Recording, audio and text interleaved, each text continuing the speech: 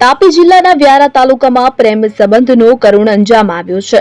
વ્યારા તાલુકાના પાનવાડી ગામે આધેડ મહિલાની આધેડ પ્રેમી હત્યા કર્યા બાદ પોતે પણ આત્મહત્યા કરતા ચકચાર મચી છે।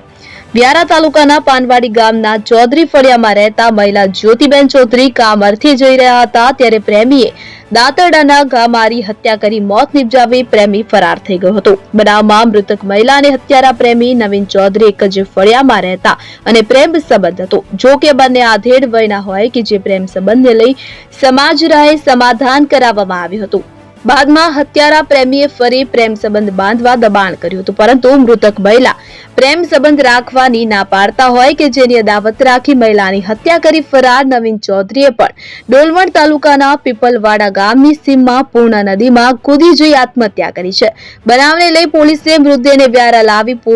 પોસ્ટમોર્ટમ કરાવવાની તજવીજ હાથ ધરી છે। ગઈકાલ તારીખ 11/9/2025 ના રોજ કલાક 6:50 વાગ્યાના વહેલી સવારના અરસામાં પાનવાડી ગામ ચૌધરી ફળિયું ખાતે રહેતા જ્યોતિબેન તે વાઇફ ઓફ રમણભાઈ ચૌધરી નાઓ કે જેમને નવીનભાઈ ગોપાળભાઈ ચૌધરી રહેવાસી પાનવાડી ગામ ચૌધરી ફળિયું નાઓ સાથે અગાઉ પ્રેમ સંબંધ હતા અને આશરે 3 માસ પહેલા તેઓ વચ્ચે એવી રીતે સમાધાન થયેલ કે ત્યારબાદ તેમની વચ્ચે કોઈ સંબંધ રહેશે નહીં। તેમ છતાં આ કામે આરોપી નવીનભાઈ ગોપાળભાઈ ચૌધરી નાઓએ આ કામે મરણ જનાર જ્યોતિબેન વાઇફ ઓફ રમણભાઈ ચૌધરી નાઓને પ્રેમ સંબંધ બાંધવા દબાણ કરેલ અને 11/9/2025 ના રોજ કલાક 6:50 વાગ્યાના અરસામાં પોતે દાંતરડા વડે આ કામે જ્યોતિબેન નાઓને મોજે પાનવાડી ગામ ચૌધરી ફળિયામાંથી પસાર થતા જેતવાડી રોડ 3 રસ્તા પાસે આંતરી અને દાંતરડા વડે તેમના માથાના ભાગે, ડાબા હાથ ઉપર, ડાબી આંખ ઉપર ગંભીર ઈજાઓ કરેલ, જેના લીધે આ જ્યોતિબેનને સૌપ્રથમ વ્યારા સિવિલ હોસ્પિટલ ખાતે સારવાર અર્થે મોકલવામાં આવેલા અને ત્યારબાદ તેમને સુરત સિવિલ હોસ્પિટલ ખાતે રિફર કરવામાં આવેલા, જ્યાં તેઓનું મરણ જતા વ્યારા પોલીસ સ્ટેશન ખાતે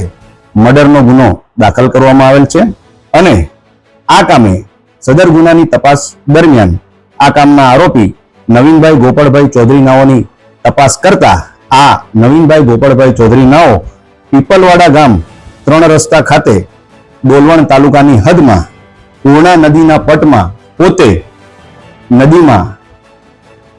ડાયું મારેલ છે અને ત્યારબાદ તેમની તપાસ કરતા નદીના પટમાં મળી નહીં આવતા સૌપ્રથમ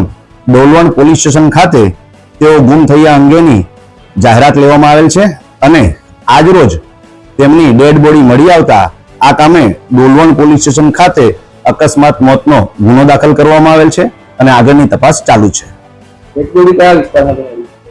ડેડ બોડી આજે પૂર્ણા નદીનો પટ છે ત્યાં પલાસિયા ગામ જે છે ત્યાંથી મળેલ છે, જ્યાં તેમને ડાયું મારેલ છે અને તેની બાઇક પણ એ જ જગ્યાએ મૂકેલી છે। ગુનાના કામમાં વપરાયેલ હથિયારનો